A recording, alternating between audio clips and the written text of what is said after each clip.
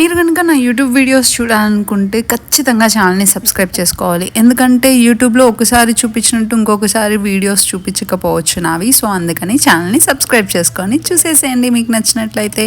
So మీరు already చూసారు, నేనైతే చాలా హ్యాపీగా ఉన్నాను. మీరు బాగా అబ్జర్వ్ చేస్తే కనిపిస్తుంది.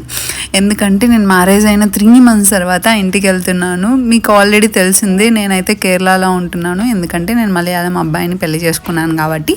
సో ఇమీడియట్గా వెళ్ళడానికి కుదరలేదు. అండ్ మ్యారేజ్ అయిన వెంటనే కూడా నేను ఇంటికి వెళ్ళలేదనమాట. ఎందుకంటే ఫస్ట్ అబ్బాయి వాళ్ళ ఇంటికి వెళ్ళాలి కదా. సో అలా ఇక్కడే ఉండిపోయాను. చాలా మిస్ అయ్యాను ఈ 3 monthsలో ఇంటిని.